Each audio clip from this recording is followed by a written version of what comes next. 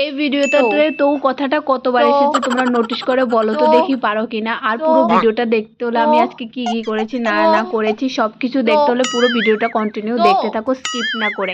তো হ্যালো বন্ধুরা, তোমরা সবাই কেমন আছো?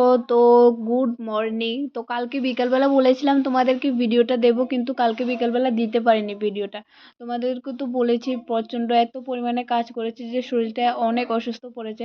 আর আমি না ঠিক মতো time to time daily long video দিতে পারছি না, এটাই আমার একটা সমস্যা হয়ে যাচ্ছে যার জন্য।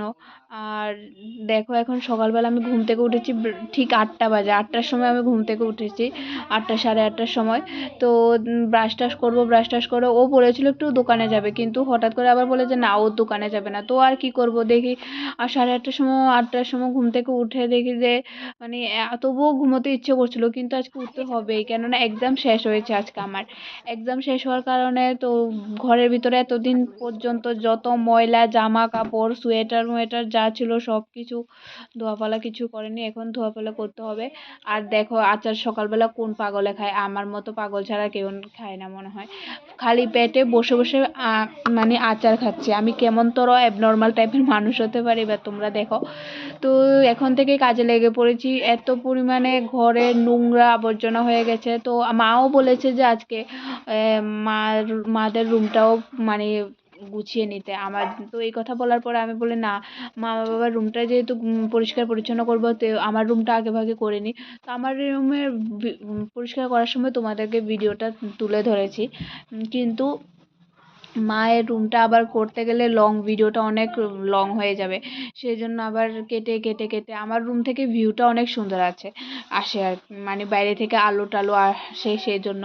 কিন্তু মা আর বাবা যে রুমে থাকে, ভাই যে রুমে থাকে, ওই রুম থেকে একদম অন্ধকার, পুরো অন্ধকার, যার জন্য ওই রুমের ভিডিও করিনি। তো বিছানাটা গুছিয়েছি, তারপর মানে পড়ার যেখানে পড়েছিলাম পড়ার টেবিলগুলো এত বাজে হয়ে আছে, মানে কি বলবো, সেটা দেখার মতো হচ্ছে না। এতদিন ধরে তো না পারার কারণে বসে থাকতাম, এক্সামের জন্য পড়াশোনা করেছিলাম, আরও একটু বিজি হয়ে গেছিলাম, যার জন্য কোনো কিছু করতে পারিনি। তো এটাতে এই ফাইলটা যে দেখিয়েছি, এই ফাইলটাতে আমার আবুর অন্নপ্রাশন হয়েছে, যা সে সব স্মৃতিগুলো আছে। তো তোমাদের কোনো দিন একদিন শেয়ার করব। আর ও দেখো একটু এসেছে, ও কলেজে যাবে, ও ফিজিক্যাল এডুকেশন আছে, সেই জন্য ও যাবে। তো আমাকে বাই বলার জন্য এসেছে। ও আমাকে কোথাও গেলে বাই না বললে ওর শান্তি হয় না, তো এসেছে। আমি বলছি আমি ভিডিও হচ্ছে, কিন্তু ও বলেছে কিছু হবে না, ওর তাতে কোনো সমস্যা নেই। কিন্তু আরও একজন যে যে আছে, ও ক্যামেরার সামনে আসতে অনেক নিজেকে নিজে অনেক সাই ফিল করে, তো কিছু বলার নেই। তো দেখো এই চেয়ারটা, যে চেয়ারটা আমি ঢেকেছি, কিন্তু আমার এখন আপাতত কোনো বক্স টক্স কোনো কিছু নেই, জামা কাপড় মানে ঘরে যেগুলো পরি সেগুলো রাখার মতো। তো বাইরে যেগুলো পরি, কোথাও যে যাতায়াত করছি যেগুলো পরি, এগুলো তো ট্রলির মধ্যে আছে। তো কোনোদিনও একদিন আমার শাড়ির কালেকশন টালেকশন সব কিছুই তোমাদেরকে দেখাবো। তো দেখো এখন সব ঘরটর পরিষ্কার করে ফেলেছি, পরিষ্কার করে ঘরটর গুছিয়ে নিয়েছি।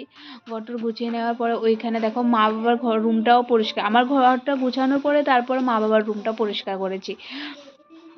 দেখো এখান থেকে বলেছিলাম না, এখান থেকে ভিউটা কিন্তু একদম সুন্দর আসে না, পুরো ঘর অন্ধকার লাগে। যতই দুটো জানালা, কিন্তু এখানে আমার রুমে একটা জানালা, তবুও আমার রুমে মানে ভিউটা আলোটারও অনেক সুন্দর আসে, কিন্তু এই রুমে তো একদম পুরো অন্ধকার এদের রুমে, যার জন্য এখানে ভিউটা সুন্দর আসে না। তো আমি করতেও চাই না তেমন।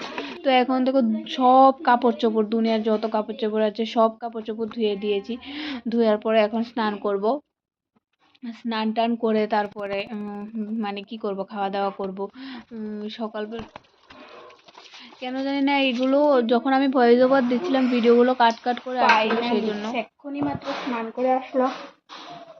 উফ, সারাটা দিন, এখন বাজে বিকাল 3টা, এখনো অবধি আমি সকালবেলা যে একটু আচার খেয়েছিলাম সেটা বাদে আর এখনো পর্যন্ত মুখে একটুকু জলও তুলিনি। তো আমি ভিডিও করার সময় তখন দেখছি উপর থেকে যারা ওই আরেক বাড়িতে মানে আমাদের পাশের বাড়িতে যারা কাজ করতে আসে তারা দেখছে, সেই জন্য আমি লজ্জা পেয়ে সাইডে চলে গেছি। আর তোমাদের বলছি ওই দিক থেকে কেউ একজন শুনছে, সেই জন্য আর ওইখান থেকে আর ভয়েস মানে শুনি সামনে দাঁড়িয়ে ক্যামেরার সামনে দাঁড়িয়ে এভাবে কথা বলতে পারিনি।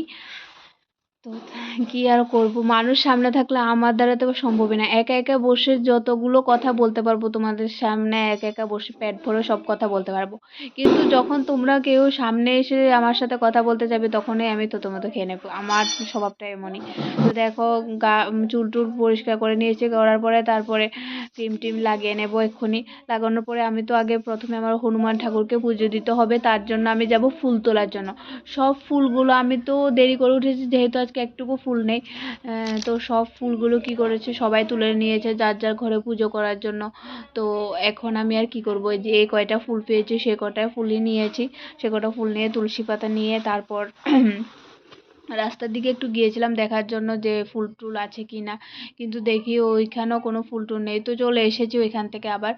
আসার পরে চলো তোমাদেরকে দেখাই। এই দেখো, সবখানে কম্বল টম্বল যা আছে সব কিছু শুকোতে দিয়ে দিয়েছি। যাই হোক, আমাদের ভাষা একটু একটু মাঝে মধ্যে এসে পড়ে, তার জন্য আমাকে ক্ষমা করে দেবে যদি আমার কোনো ভুল হয়। যে কথায় আমি ব্লগ প্রথম থেকে শুরু করেছি সেই কথাই আমি ব্লগটা কন্টিনিউ রাখতে চাই। মানে এই ভাষাটা, এখন যে ভাষাটা তোমাদের সাথে বলছি। আর দেখো, ঘরটা গুছানো হয়েছে, যেহেতু একা থাকি সেজন্য আর কি ঘরের ভিতরে তেমন জিনিসও নেই। আহ, তো কি আর করব। তো এখন দেখো, আমার হনুমান ঠাকুরকে পুজো দিতে গিয়েছি। পুজো দিতে গিয়েছি ঠিক আছে, আজকে হয়েছে বুধবার। কালকে তো কাল হবে বৃহস্পতিবার। কালকে আমার হনুমান ঠাকুরকে নতুন আসনে বসাবো।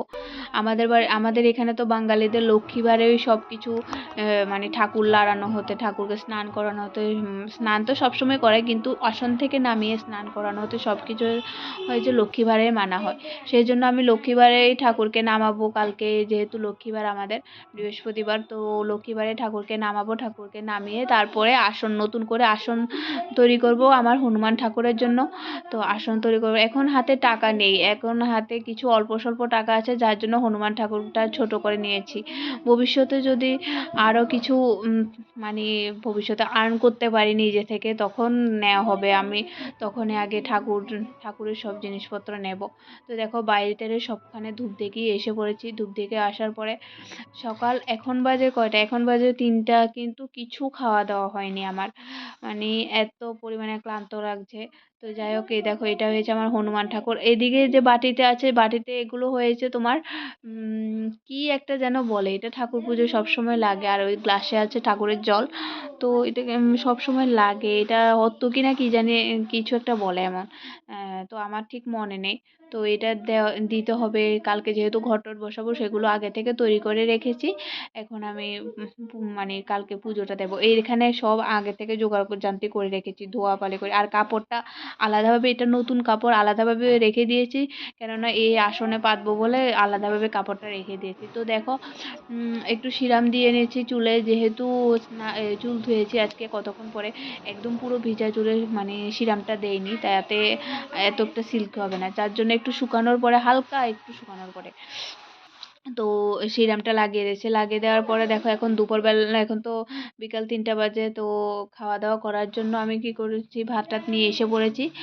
তো এখন এখানে ভাত খাবো ফাইনালি। এত পরিমাণে খিদে লেগেছে, তোমাদেরকে সেটাই বলছি যে এত পরিমাণে খিদে লেগেছে, খাওয়ার দেখে আমার একটু আর মানে সময় নষ্ট করতে ইচ্ছে করছে না। তো খাওয়া শুরু করব, তোমরাও দেখতে থাকো কি কি রান্না করেছে, আজকের রেসিপিগুলো কি কি।